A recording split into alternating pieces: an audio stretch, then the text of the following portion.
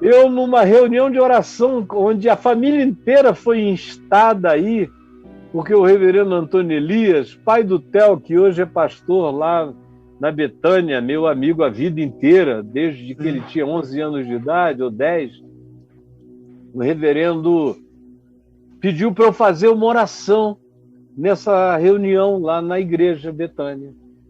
E eu tinha acabado de fazer 13 anos. E aí eu orei. E eu não me lembro, eu entrei num transe na oração. Eu não sei quanto tempo eu orei. E eu sei que eu chorei e eu orei. E eu não me ouvi. Parecia que eu estava falando em outras línguas.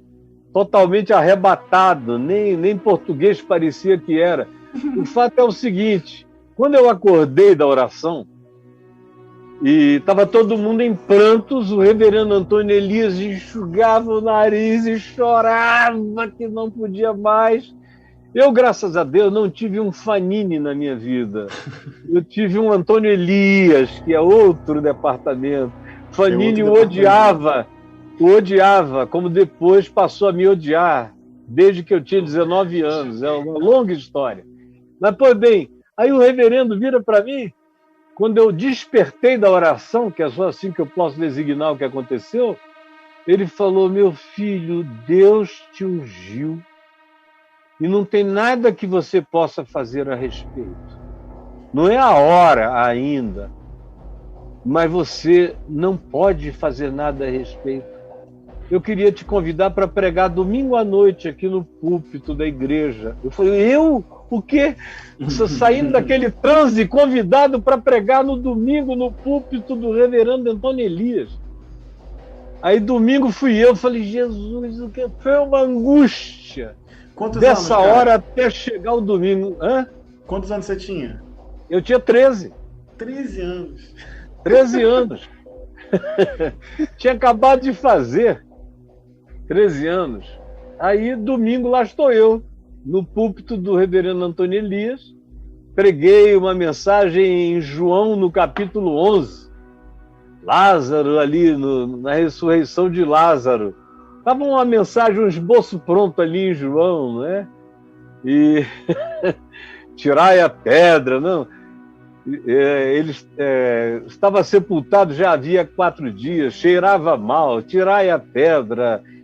E Lázaro vem para fora, desatai e deixai-o ir. Era um esbocinho pronto, de 5 pontos. Mandei ver e entrei em transe de novo, transe total.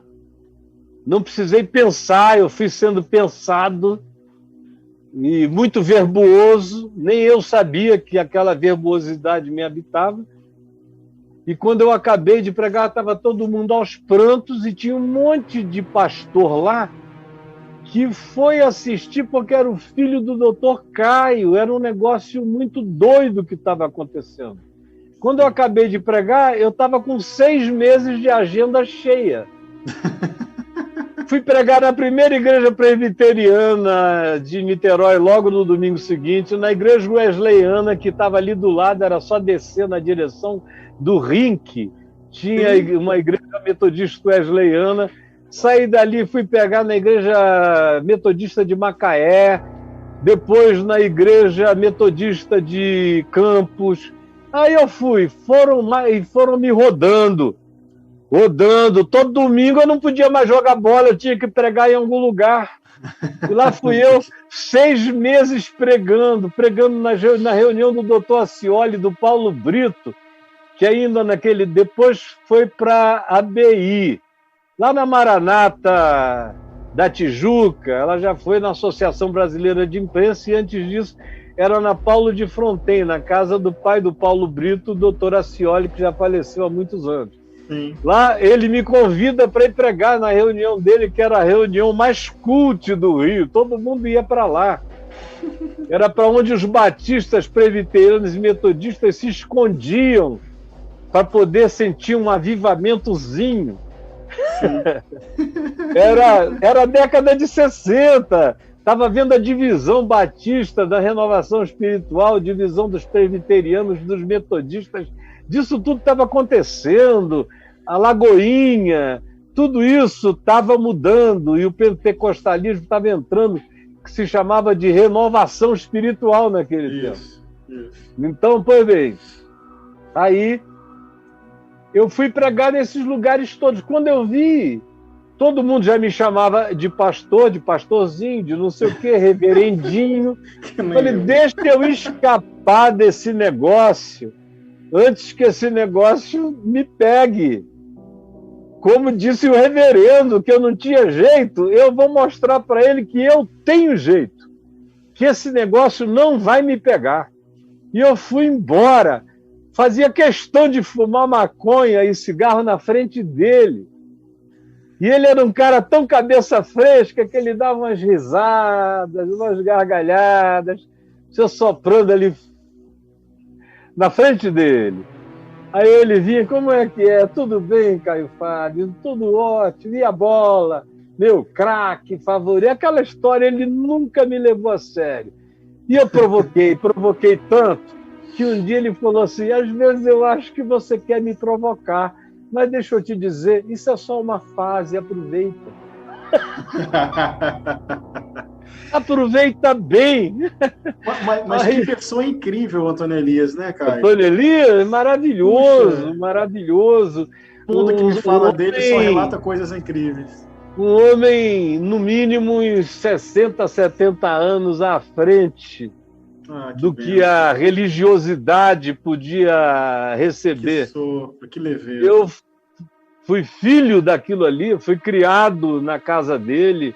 Eu chamava de pai, chamava a mulher dele, Dona Maria José, de mãe. Ô, Caio, ele também tinha uma visão do evangelho muito marcada por sensibilidade social, não tinha?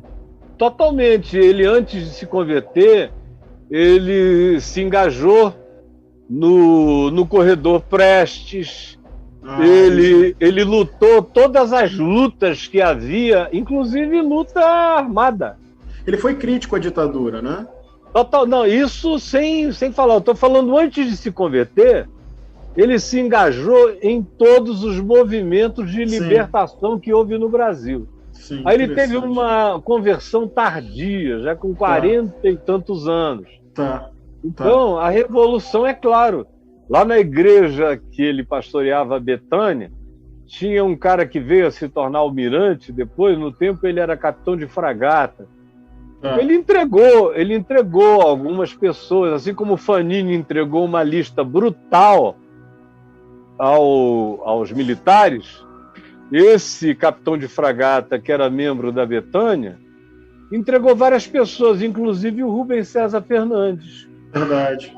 O Rubens César foi entregue por esse capitão de fragata da Betânia, que fez o seguinte favor ao pai dele, que era presbítero da Betânia, que depois veio a ser, eu fui pastor dele, da mulher dele, do Dr. Rubem. Então, ele fez o seguinte favor, o Dr. Rubem ligou para ele dizendo, olha, eu acabei de entregar o nome do teu filho aos militares e diz para ele correr, senão ele vai ser preso. Eu pedi 6 horas de vantagem para ele, diz para ele correr. Como o Dr. Rubem tinha dinheiro, foi ajudando o Rubens César, mas o Rubens César era só um jovem, fazia uns protestozinhos ali no centro acadêmico, tudo bobagem, não tinha nada. Não era como o Alfredo Sirquis, meu amigo querido, que faleceu há 2 meses, que estava ali engajado com gaveira, sequestro e outras coisas mais. Não, ele não tinha nada a ver com isso. Tanto é que não tinha a ver, que sabe onde é que ele foi se esconder dos militares? Aqui na guerrilha do Araguaia. Do Araguaia. Quando ele viu, ele estava no meio do pior conflito.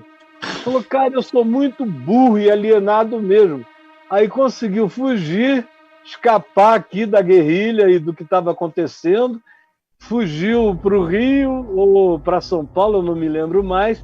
De lá os pais conseguiram embarcá-lo para Polônia. Uau! Onde ele morou 8 anos, casou com uma polonesa, depois saiu de lá e foi para os Estados Unidos estudar em Colômbia. Com alguns anos nos Estados Unidos, voltou para dar aula na Unicamp. Da Unicamp retornou para o Rio e Niterói e fundou o ISER, o Instituto de Pesquisa da Religião. Isso. Então o Rubem é meu irmãozão também da vida inteira, né? Mas o Antônio Elias, esse tempo todo, era pastor daquela presbiteriana lá de Niterói, que eu conheço, na Cachoeira? Betânia, isso, que era ali na Rua Major Frois, no centro de São Francisco.